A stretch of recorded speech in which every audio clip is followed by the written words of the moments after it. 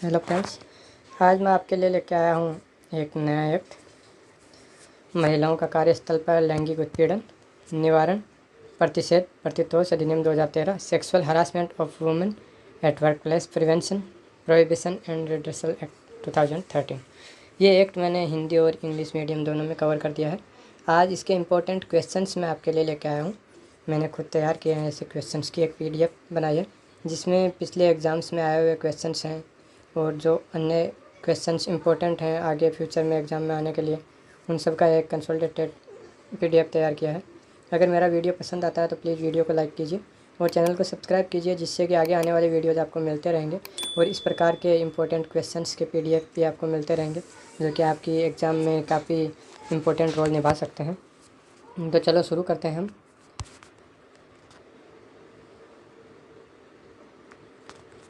इस एक्ट में total chapter हैं 1 से लेके 8 तक, जो कि टेबल में आपको दिखाई दे रहे हैं। मैं इसके बारे में और ज़्यादा नहीं बताऊंगा, पीछे हमने फुल में पढ़ा है ये सारी चीज़ें।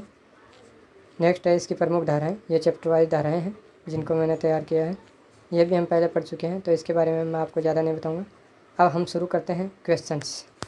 तो सबसे पहले है, मैंने सेक्शन वाइज क्वेश्चंस तैयार किए हैं। तो सेक्शन 1 है संक्षिप्त नाम, विस्तार और प्रारंभ।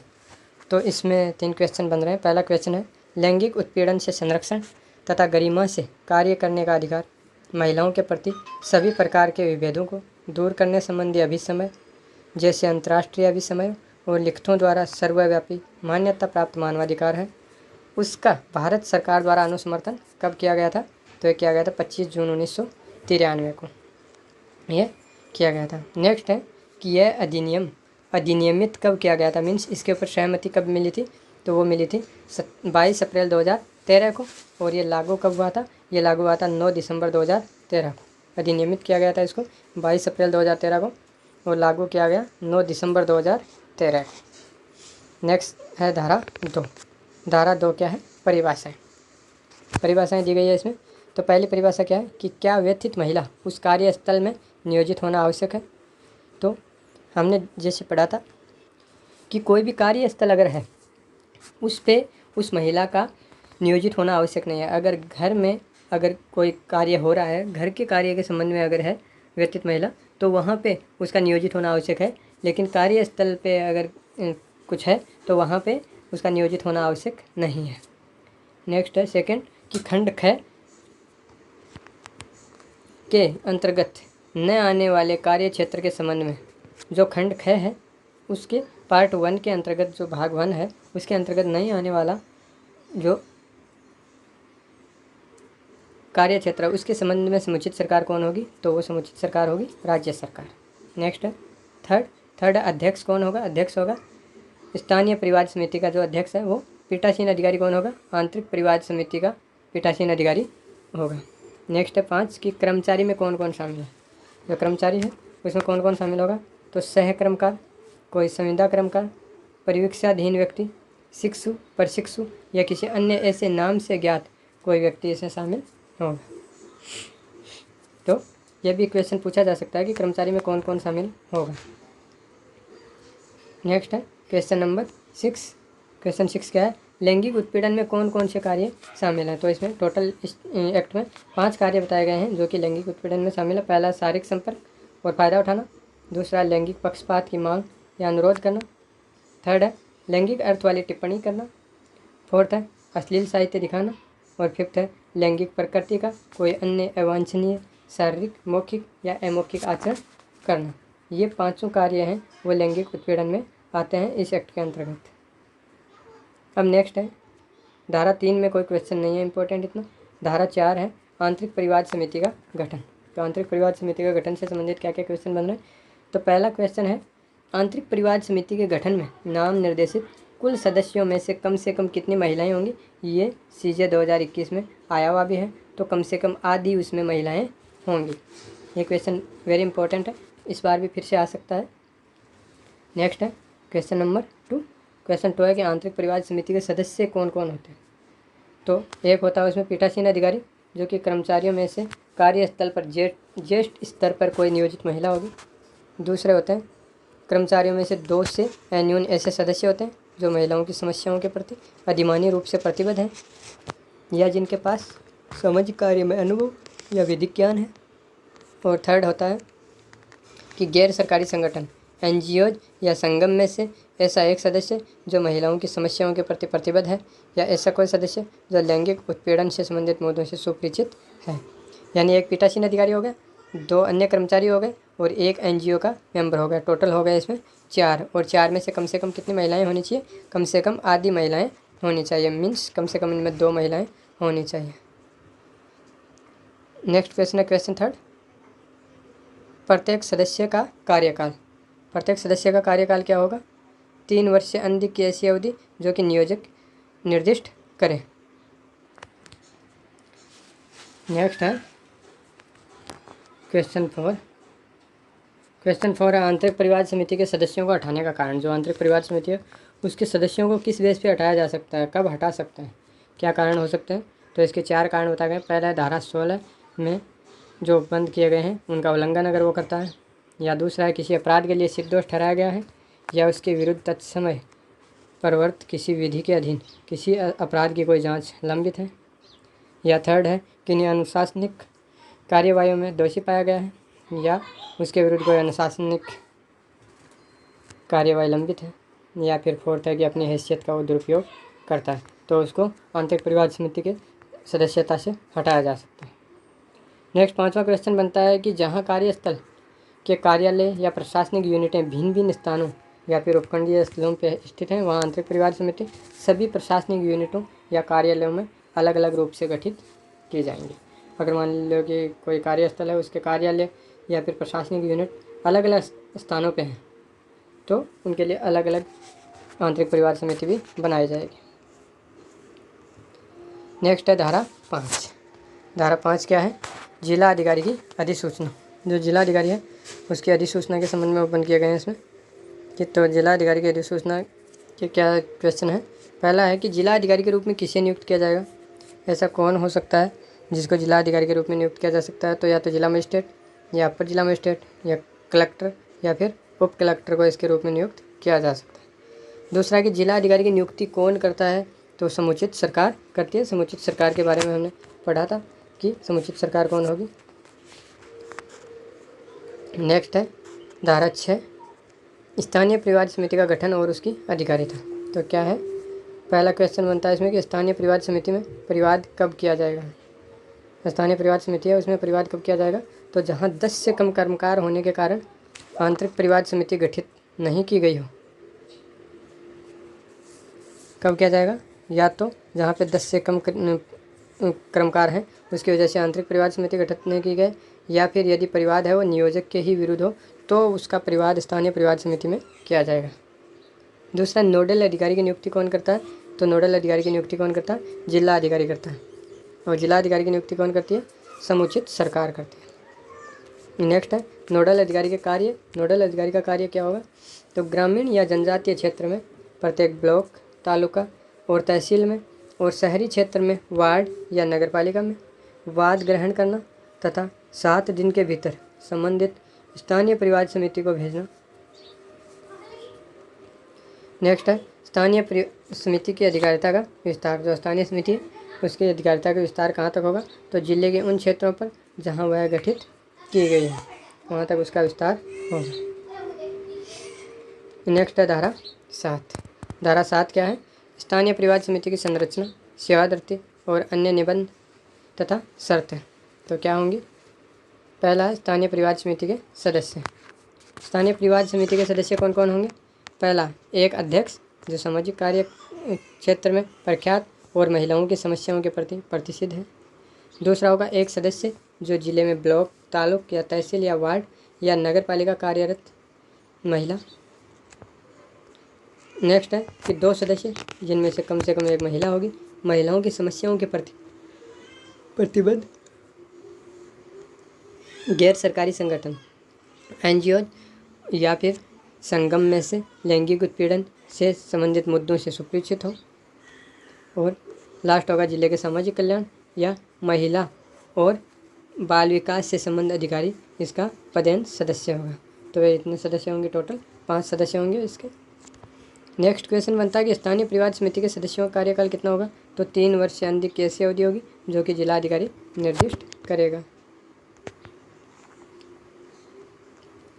नेक्स्ट है क्वेश्चन 3, स्थानीय परिवाद समिति के सदस्यों को हटाने का कारण। स्थानीय परिवाद समिति के सदस्यों को कब हटाया जा सकता है? तो जैसा कि हमने उसमें पढ़ा था आंतरिक परिवाद समिति में, सेम उसी की तरह है कि धारा 16 के उपबंधों का अगर वो उल्लंघन करता है या फिर किसी अपराध के लिए सिद्ध दोष ठहराया गया है या उसके विरुद्ध तत्समय परवर्त किसी विधि के अधीन किसी अपराध की कोई जांच लंबित है या फिर किन अनुशासनिक कार्यवाहियों में दोषी पाया गया है या उसके विरुद्ध कोई अनुशासनिक कार्यवाही लंबित है या फिर अपनी हैसियत का दुरुपयोग करता है, तो ऐसी कंडीशंस में इसको स्थानीय परिवाद समिति के पद से हटाया जा सकता है। नेक्स्ट है धारा 8। धारा 8 क्या है? अनुदान और संप्रेक्षण। अनुदान और संप्रेक्षण के संबंध में पहला क्वेश्चन है, स्थानीय परिवाद समिति के सदस्यों की फीस और भत्ते कौन देता है, कैसे आती हैं?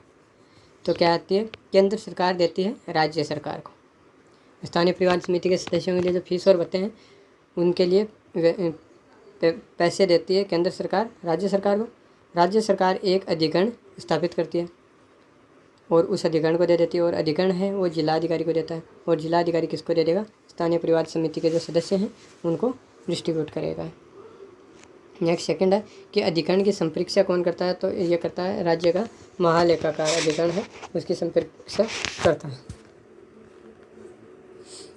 नेक्स्ट है धारा 9। धारा 9 क्या है? लैंगिक उत्पीड़न का परिवाद। लैंगिक उत्पीड़न के परिवाद के संबंध में तो पहला क्वेश्चन है परिवाद करने की समय सीमा। परिवाद कब तक किया जा सकता है, क्या उसकी टाइम लिमिट है?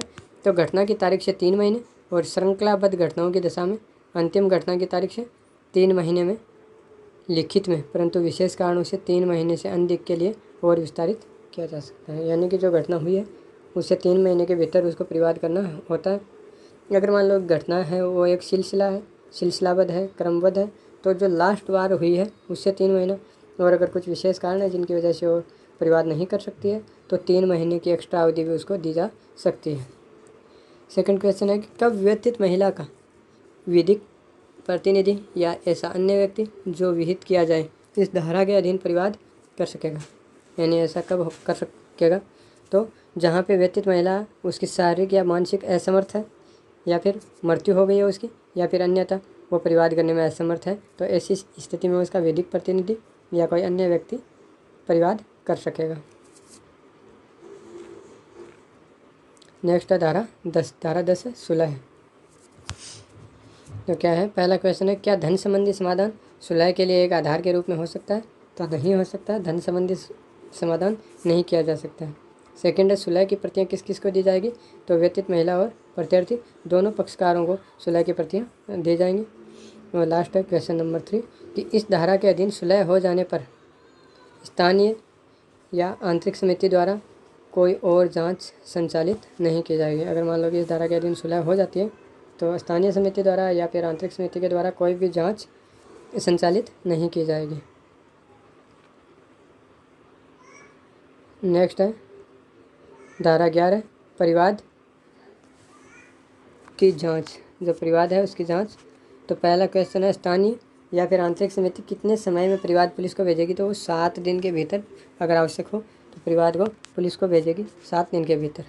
सेकंड क्वेश्चन है स्थानीय या फिर आंतरिक समिति की शक्तियाँ क्या क्या शक्तियाँ उसके पास? तो जो निम्न मामलों में CPC 1908 के अधीन सिविल कोर्ट में पेश होंगे। पहला समन हाजिर करना और शपथ पर परीक्षा करना। दूसरा है किन्हीं दस्तावेजों के प्रकटीकरण और पेश किए जाने की अपेक्षा करना, या फिर कोई अन्य जो कि CPC के अधीन सिविल न्यायालय को उपलब्ध होती हैं वही शक्तियाँ इसको भी उपलब्ध होंगी। नेक्स्ट क्वेश्चन है कि जांच कितने समय में पूरी होगी? तो जांच 90 दिन में पूरी होगी। नेक्स्ट है क्वेश्चन 4। क्वेश्चन 4 क्या है कि घरेलू कामकाज की दशा में स्थानीय समिति IPC की किस धारा के अंतर्गत मामला दर्ज करने के लिए परिवाद पुलिस को भेजेगी?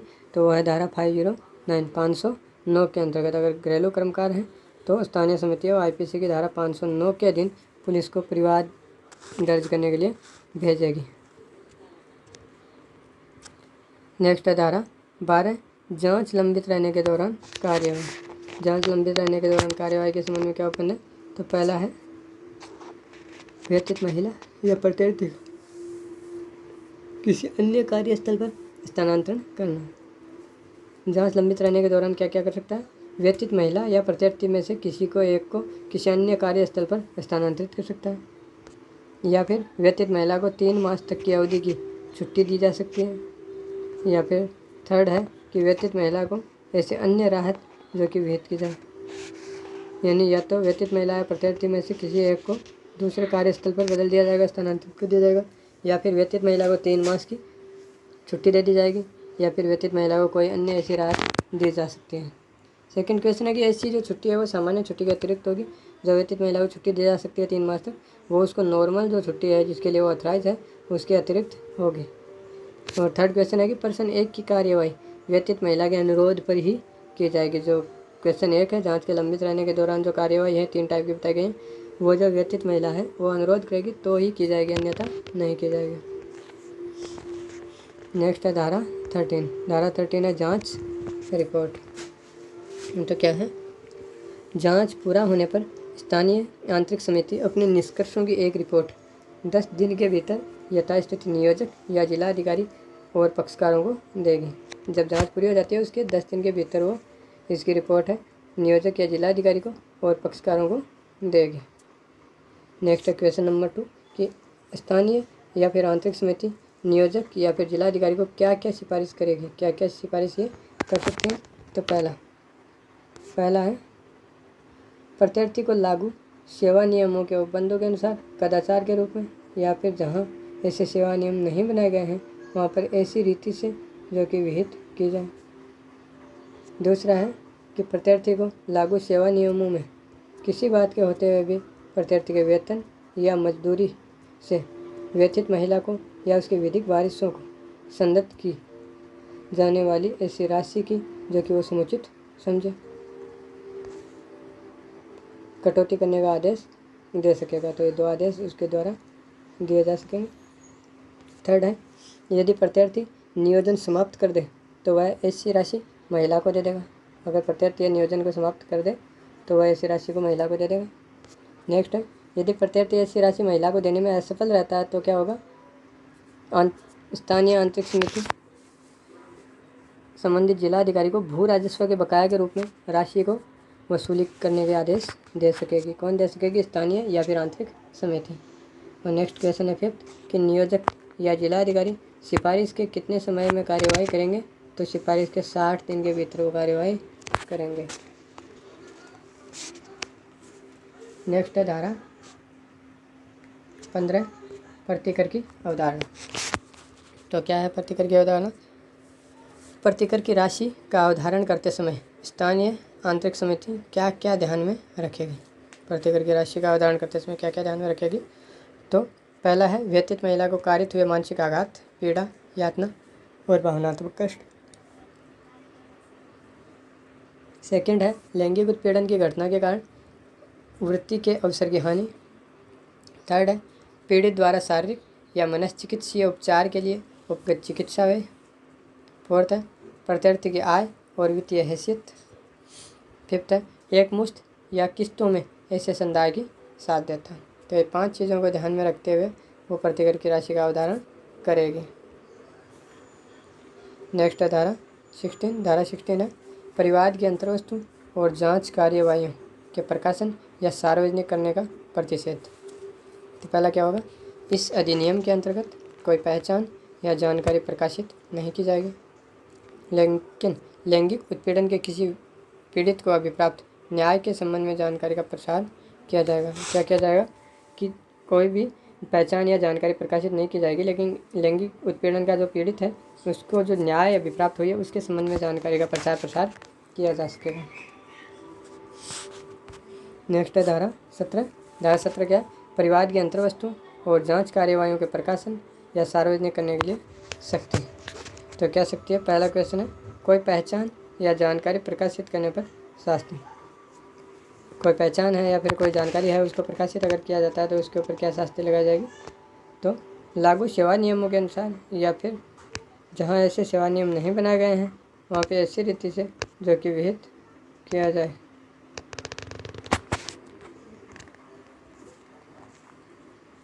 नेक्स्ट है धारा 18 अपील। अपील के संबंध में बंद है। पहला क्वेश्चन है अपील कहाँ होगी, तो अपील हो न्यायालय या फिर अधिकरण में की जा सकेगी। सेकंड है कि अपील कितने समय के भीतर की जाएगी, तो अपील कितने समय के भीतर जाएगी सिफारिश के 90 दिन के भीतर अपील की जाएगी। नेक्स्ट है कि किन धाराओं के अंतर्गत सिफारिशों के खिलाफ अपील की जा सकती है।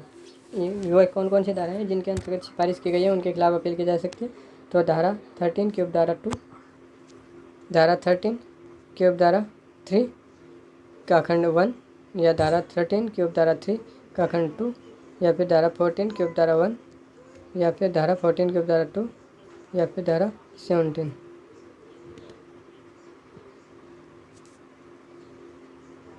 नेक्स्ट है धारा 20। धारा 20 क्या है, जिला अधिकारी के कर्तव्य और शक्तियाँ। जो जिला अधिकारी है उसके कर्तव्य और शक्तियाँ क्या होंगी, तो पहला जिला अधिकारी के कर्तव्य और शक्तियाँ, पहला स्थानीय समिति द्वारा प्रस्तुत रिपोर्टों के समय पर दिए जाने को मॉनिटर करना। सेकंड है ऐसे उपाय करेगा जो लैंगिक उत्पीड़न और महिलाओं के अधिकारों के संबंध में जागरूकता सर्जित करने के लिए गैर सरकारी संगठनों को लगाने के लिए आवश्यक हो। नेक्स्ट है धारा 21 क्या है, समिति द्वारा आंतरिक रिपोर्ट प्रस्तुत करना। जो समिति है उसके द्वारा वार्षिक रिपोर्ट प्रस्तुत करने के संबंध में बंद है। तो पहला क्वेश्चन बनता है यथास्थिति स्थानीय या आंतरिक समिति प्रत्येक कैलेंडर वर्ष में एक वार्षिक रिपोर्ट, नियोजक स्थानीय समिति अगर होगी तो नियोजक को और आंतरिक समितियों के जिला अधिकारी को प्रस्तुत करेगी। सेकंड क्वेश्चन है जिला अधिकारी ऐसी रिपोर्टों पर एक संक्षिप्त रिपोर्ट राज्य सरकार को भेजेगा।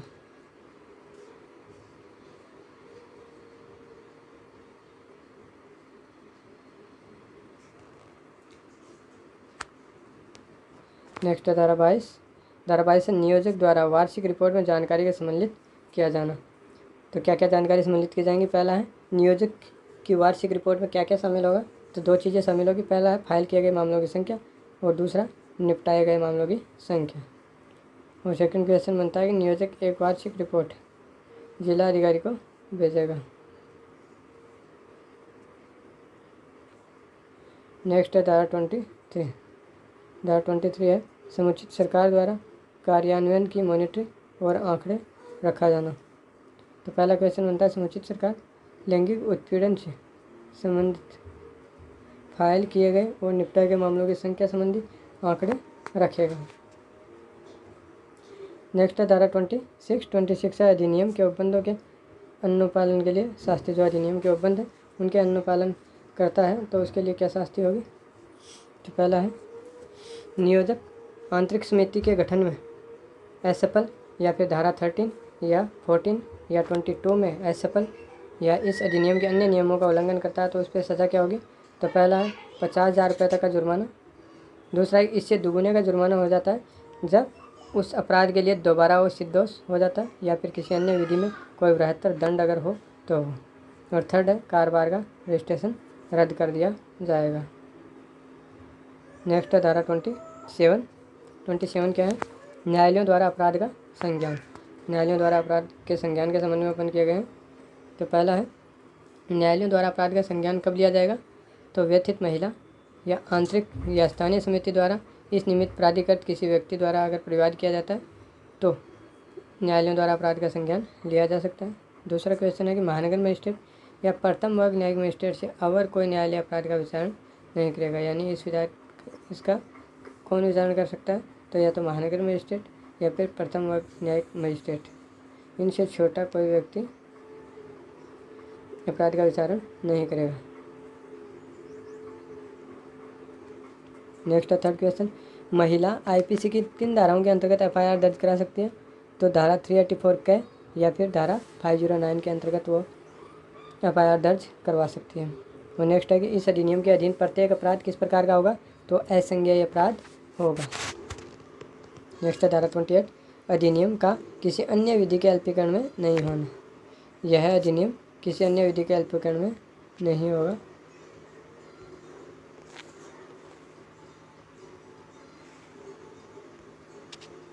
नेक्स्ट है समुचित सरकार के नियम बनाने की शक्ति।